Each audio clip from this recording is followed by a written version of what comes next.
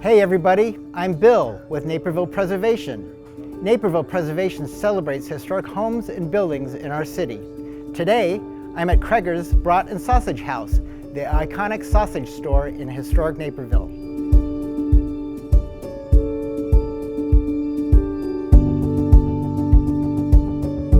The handmade brats are second to none, but that's not the reason Kreger's is a Naperville institution. Founded by John Valentine Kreger in 1893, it is one of the oldest family-run businesses in Naperville. Bill Kreger has been running it since 2004 after learning the trade from his father, Jim. Bill closed the grocery store in early 2013, but reinvented it a few months later as Kreger's Brat and Sausage House. It can be easy to miss, sitting in the middle of a quiet neighborhood. But travel a couple blocks north of Naperville train station and you'll find a charming brick building where modern zoning laws wouldn't let it be built now. A lot of the old signs that speak to Kreger's history as a grocery store are still in place, and the smell of brats cooking on the charcoal grill will bring you inside.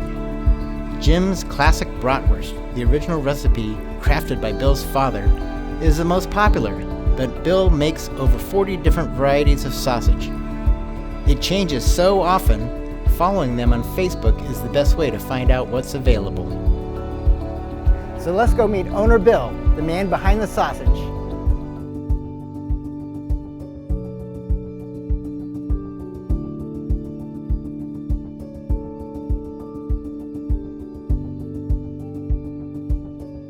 Hey Bill, thanks for having us. Glad you're here.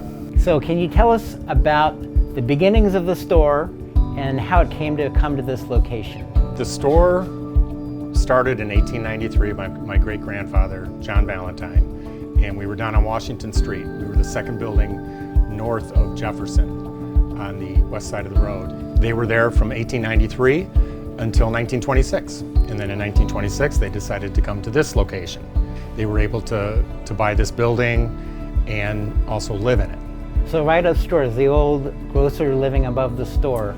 Exactly. So back then, this would have been a neighborhood that would have come here for their everyday needs, right? This would have been your typical corner grocery store. Right. And they had everything that you needed, from produce to dairy to a full, meat case. Mm-hmm. So I can see that this would be like a real hub for the neighborhood. Tell me about your memories growing up here as a young boy, and then how things have changed over the years. My first memory would be coming over, and they had a great candy selection. And then they also had baseball cards, Topps baseball cards. And then my dad would come back, after dinner, and he would cut sausage, and I would come with him because it was a chance for me to spend time with him. And I remember as young as 8, 9, 10, holding a knife in my hand. I'm sure it would probably be frowned upon nowadays, but it was always just such a fun thing to do. So it was kind of in my blood from that start. And then later on, I would come over and work during high school. So at some point you took over the store from your dad. You want to tell us a little bit about that? My father had a stroke in 1995. And so that was a natural progression. I just kind of worked my way right back into it, full steam. And then in 2004, I became sole owner. And how about the Kregers that we see today? Tell us about the story behind that. Yeah, that happened in 2013. I don't know if all of you remember the 2008, 2009, downturn of the economy, and it was a really hard time here at the store. And we kept paring back and removing different things, and didn't know where we were going, but we were just trying to survive. And then in 2012, my mom passed away in December of. And then that January, I just said, I'm done. And I thought for good, I was gonna just go do something else. And I always kind of joked or laughed because people would tell me that, oh, Bill, it's so wonderful that you're able to retire at 52 years of age. And I'm thinking, I'm not retiring, I'm just gonna go do something different for a while. And then I left and did some traveling, came back and went and had a meeting with the city and talked about what I could do with the building, because we have a non-conforming zoning here. And they shot down my ideas and they said I could do a like business. So I talked to my sister Susie and asked her if she wanted to go into business with me, and that we would open up, and we'd only be open 3 days a week, Thursday, Friday, and Saturday, and we would make just sausage. And we reopened on May 16th of that year, and that was a grind to get open to that point because we completely remodeled the inside. It was a lot of work, new cases, had things moved around, and we made it. And on May 16th, we reopened, and business has not been better. So you rebranded the store, redesigned the whole store. You have a great product, loyal customers, you're doing what you love. Your place is very cozy, very inviting. So it's no wonder that you're successful, and it's a great story.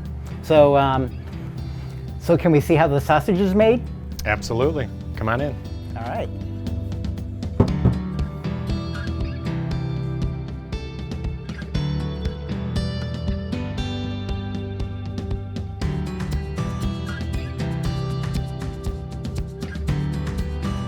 So Bill, what do we have here? We have 50 pounds of pork shoulder that has been cubed, and I put salt, pepper, and our secret spice on it.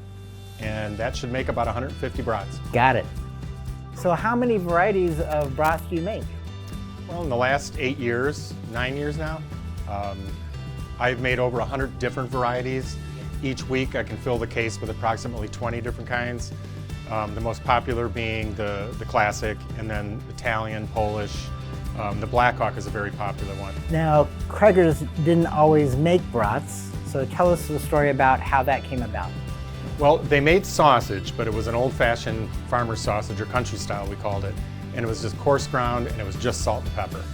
And that was what they made up until my mom and dad started making sausage after they got married. My mom was from central Wisconsin, which is a big farming community, and she grew up in a family that made their own sausage. And a lot of my mom's side of the family is from the Sheboygan area. Everybody knows about Sheboygan bratwurst. And they came back here and then just experimented until they came up with what we have now. And the rest that is was history. Late 40s, yeah. Yeah, great story. So can I try one? Sure, absolutely. Awesome.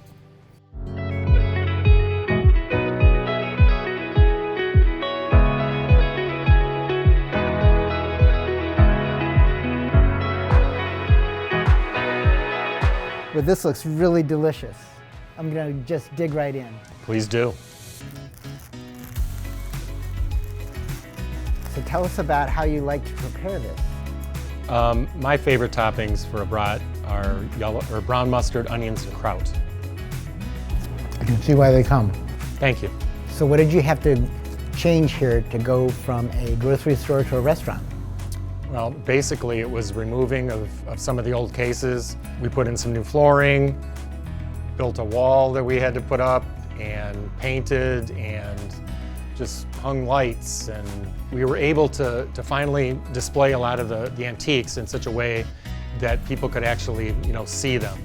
Mm-hmm. And, hang up old pictures that, were, in boxes and we were able to display a lot of these things. And it gives it a warm, homey atmosphere.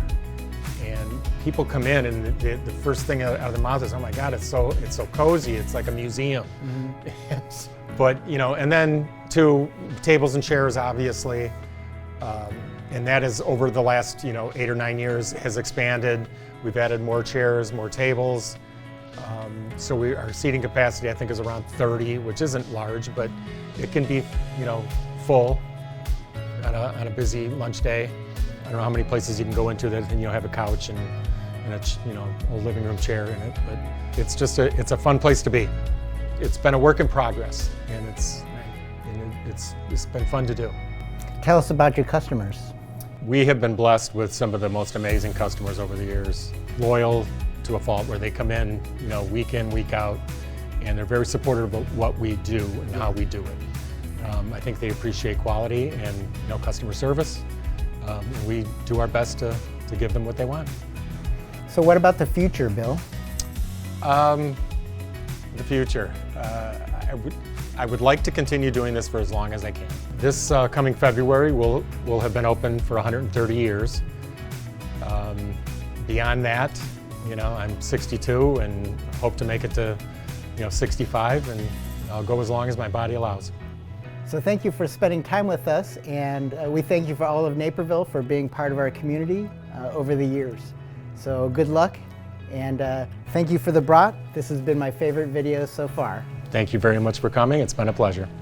And to our viewers, if you like this video, make sure you like it and subscribe to our YouTube channel. We'll see you next time.